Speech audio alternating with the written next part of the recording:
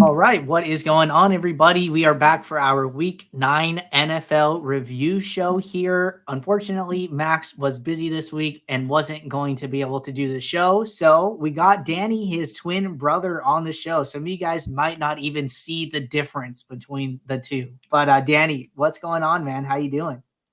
I'm doing okay. Last week wasn't that great, or this week in NFL wasn't that great, but I'm excited to see what SaberSim had to say about who made the best lineups and what the best lineups looked like. Right on. If you guys don't know Danny, you probably know him better by his screen names. One is the loneliest number, and no more I love yous. So probably crushing your college football contest this season. If you've seen him, he's been on a sick heater. Danny, what is up with the college football heater, man? We're gonna have to get you on a college football show. Yeah, I don't know. Maybe college football is really easy. I just started this year and I'm like winning every week, so I'm Oh man, that's great. Well, I have to say one other thing. Were you on a downswing when you created those screen names? They're both like a little no. So depressing. no more I love yous is an Annie Lennox song. I have a weird taste in music, and one is the loneliest number is an Amy Mann song. Right on, right on. Anyways, two great female artists. Right on. Well, we're gonna jump in here, guys, and I just wanted you guys to get to know Danny a little bit, since this is his first time doing our show this year. And as always, going to kind of follow the same format here. So I do have the large field Millie Maker pulled up here. We're going to be looking at the highest Sim ROI lineups to start and kind of go from there.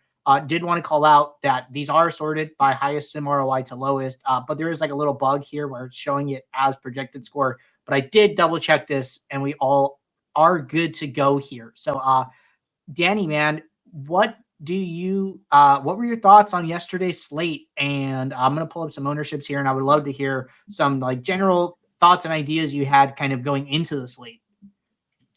Yeah, I mean, one thought I had was the Commanders have traded away both their best defensive ends, and pressure on the quarterback is really correlated to success. If the quarterback's not going to get any pressure, they tend to do well.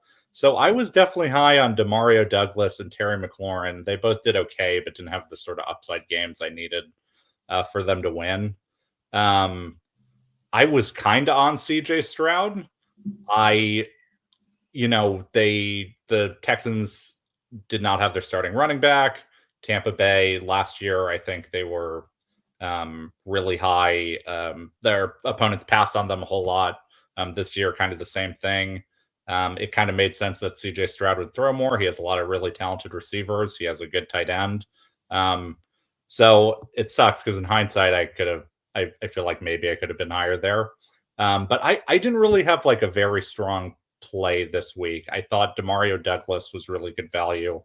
I did kind of like the Bryce Young. It seemed like they handed over the play calling to the offensive coordinator, and he's kind of designed a much better offense for Bryce Young, and rookies tend to do it better in the second half of the year. So I kind of thought he would do well, but he did not do well either. So do you have a very kind of hand in the dirt approach to NFL DFS? That's kind of what it sounds like, just hearing you speak about, some of these things and like looking at like coaching trends and like different things like that. So just yeah, trying to get a feel. I think my philosophy is in SaberSim I trust.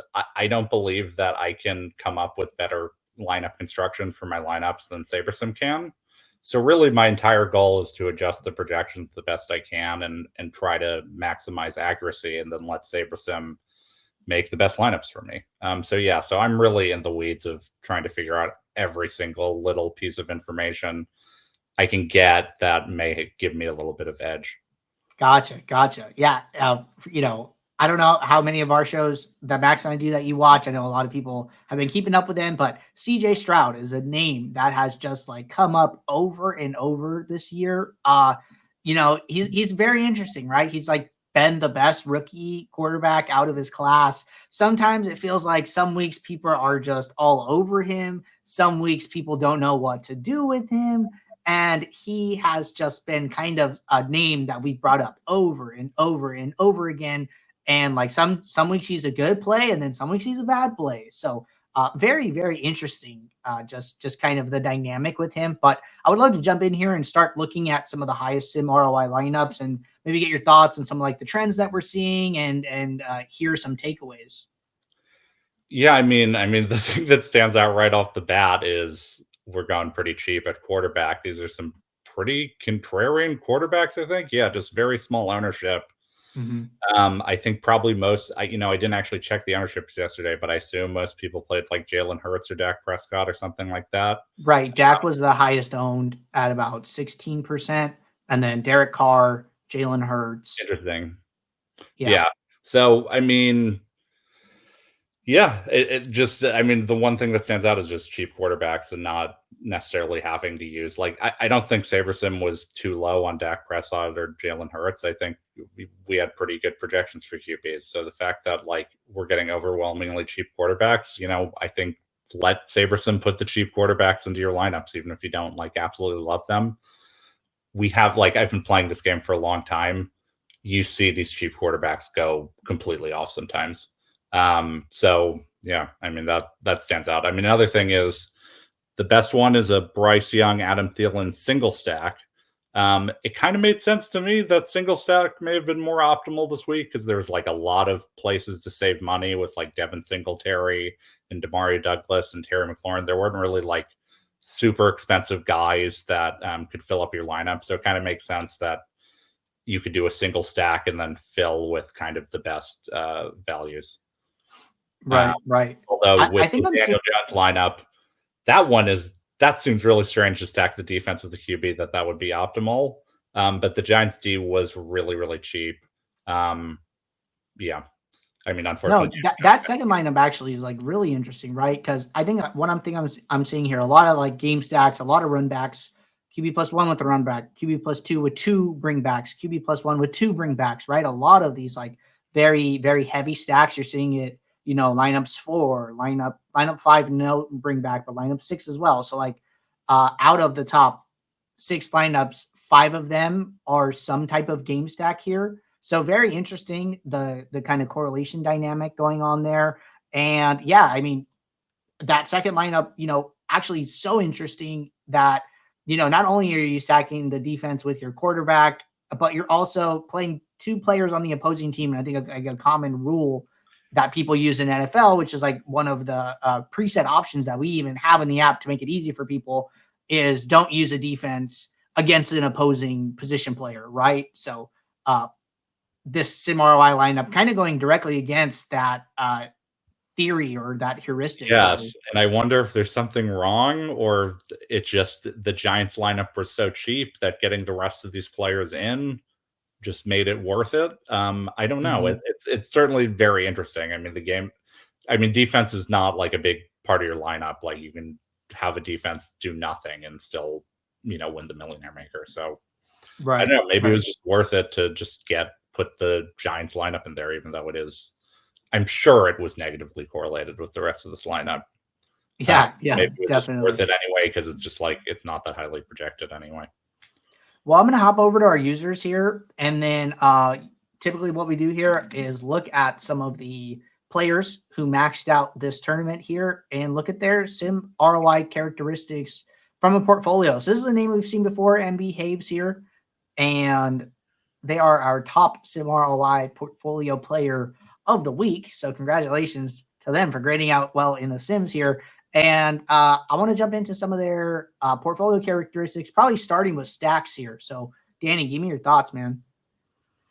Yeah, certainly this is my first time doing this, and maybe this is more of a trend you and Max see, but not a lot of QB +3, not a lot of like QB +2 and a bring back.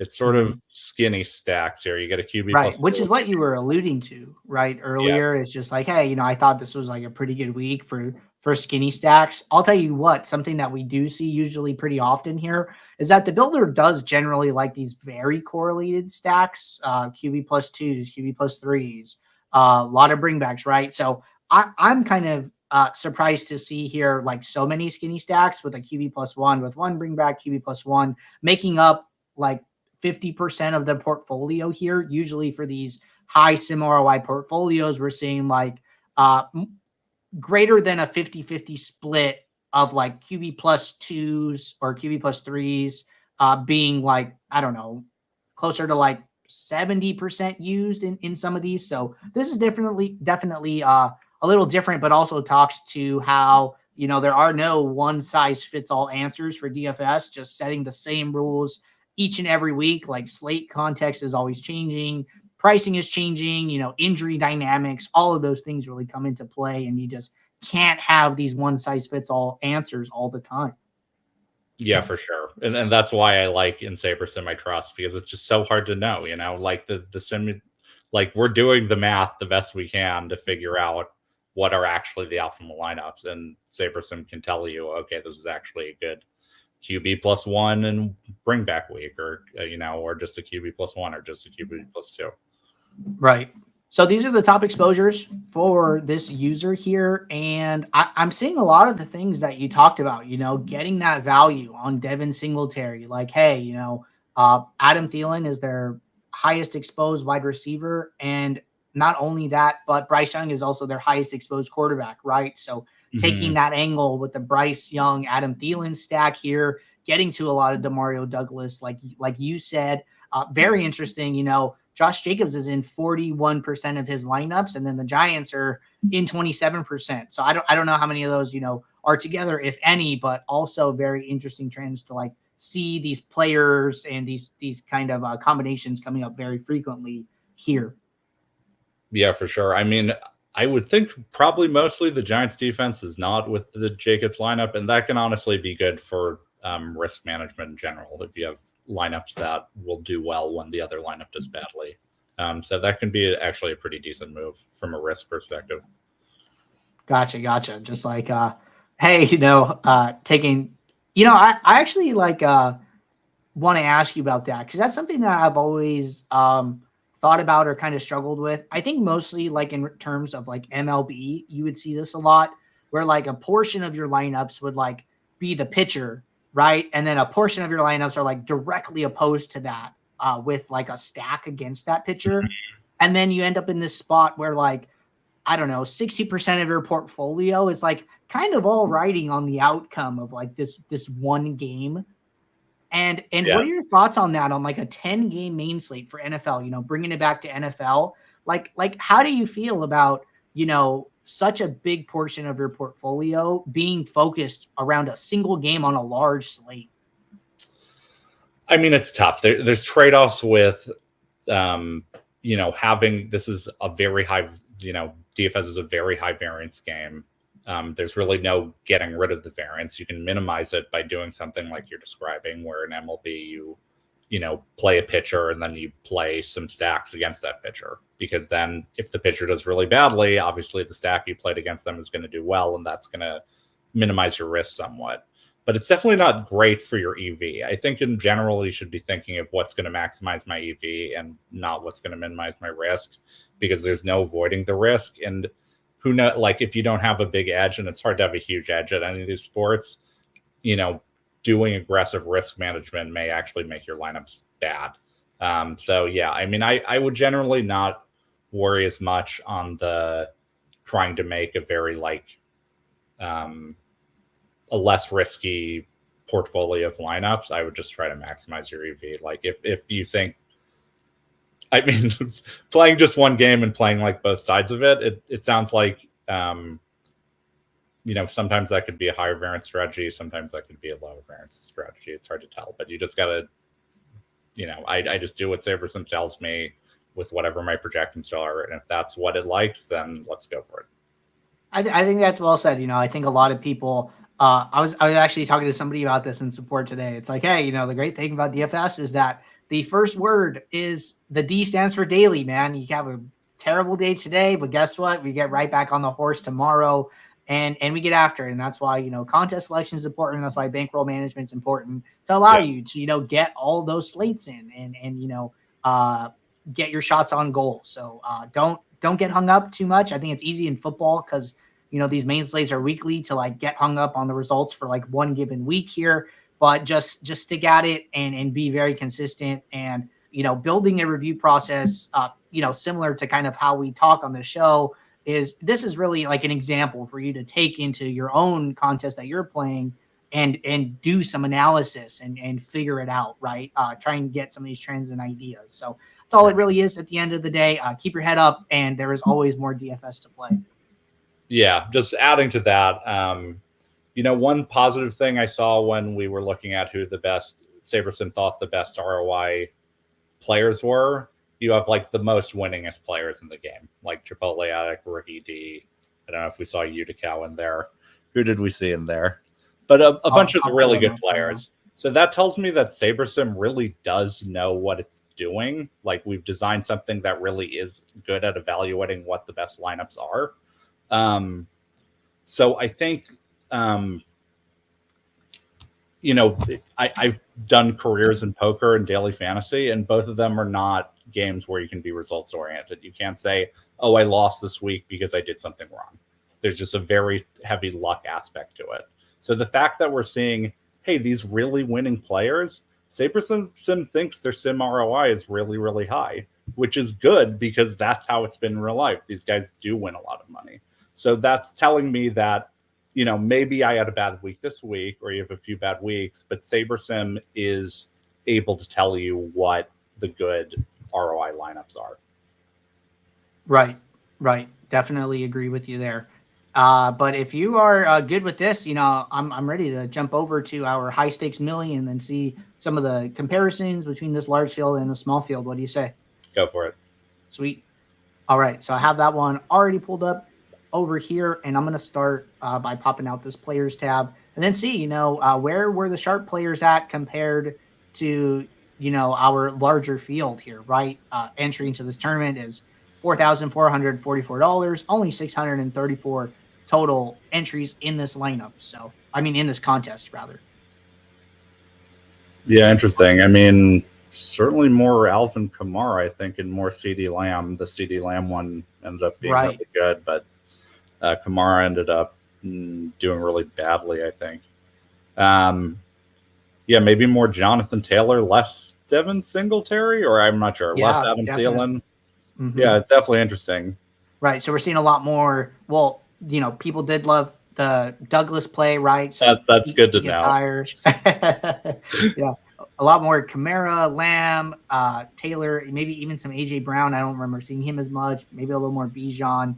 Bijan has just been so interesting all year. Definitely.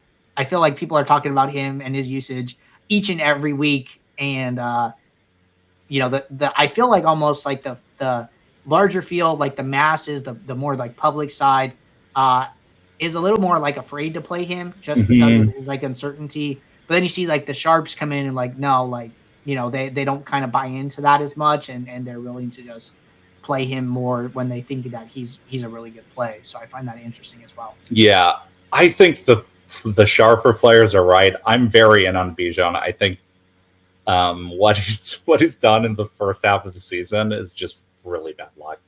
Atlanta was like the number one run blocking team last year. They're really good Arthur Smith's really good at designing run games. This guy basically plays as a slot wide receiver too. They have him run a ton of routes. He's really good at route running and catching the ball. We've seen like multiple one-handed catches this year. He's a guy who you think would have a ton of receiving fantasy points and a ton of rushing fantasy points, and it just hasn't happened. But man, I feel like each and every year with NFL, you have these takes or thoughts that don't do well, and then suddenly they turn around. So I'm definitely going to stick with Bijan, especially next week. They're facing the Cardinals. God help me. Good luck to you. If you have a big week, we'll have to have you back on. Yeah. Okay. I mean, it seems like these lineups. I mean, first off, the main one's QB +2. I don't, and it seems like these are more chalky lineups in general, like with Carr and Hurts, who are high owned, or who we projected to be high owned. I guess Carr not as much, but Hurts we thought was going to be pretty high owned. I mean, definitely just like some different quarterbacks, but still kind of, I don't know, cut from the same cloth, like a little bit here, right? Like Gardner Minshew, like he's not, obviously like, I think who did we see? Like Daniel Jones. Yes. Bryce Young, right? But yeah, definitely more of the punty quarterbacks in the big mm-hmm. contest. Right. And a lot more ownership, like you said, like some of these like lineups. Like I find this third lineup very interesting, right? Like a ton of ownership, 200% total. Nobody under 12.8% owned is like the lowest player, but you could do that in these small field contests, and you don't have to get super off the board, super contrarian to beat out 633 other lineups as opposed to 170,000, whatever it may be. So I always find it interesting to kind of compare some of the dynamics of how the sim ROIs grade out comparatively across these different contests. And you can see that, hey, you can be chalkier in these smaller fields and you can still have great sim ROIs on average here. Yes, the sim ROIs were way higher in the smaller or in the bigger field contest, right?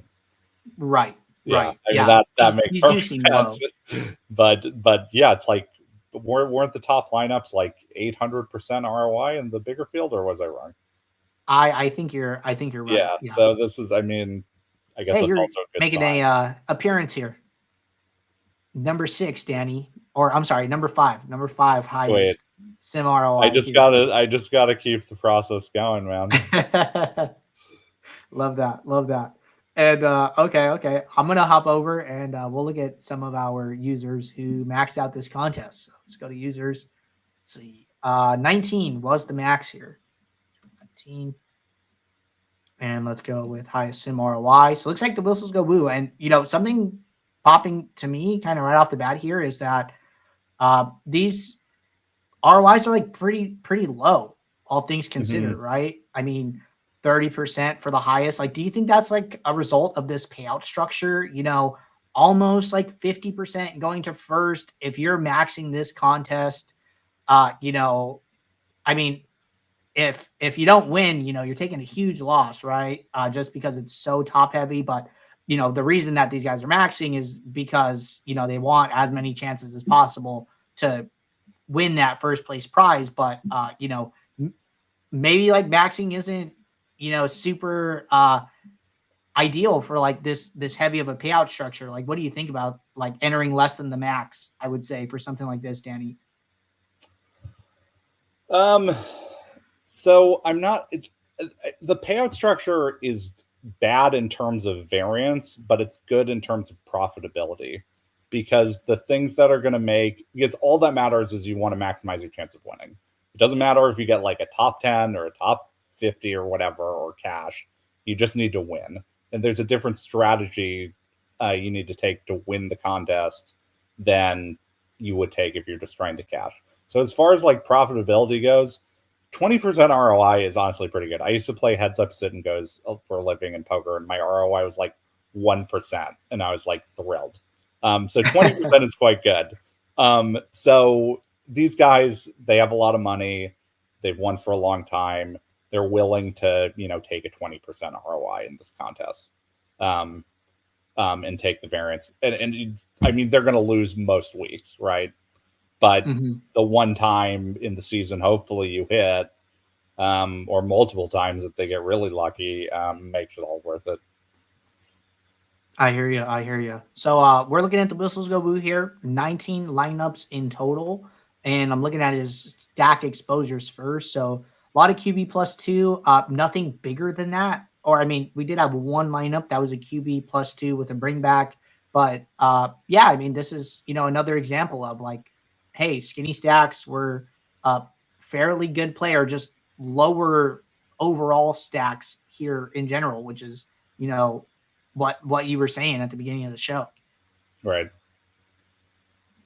And then I'm gonna hop over and just look at some of his highest exposures for the week here.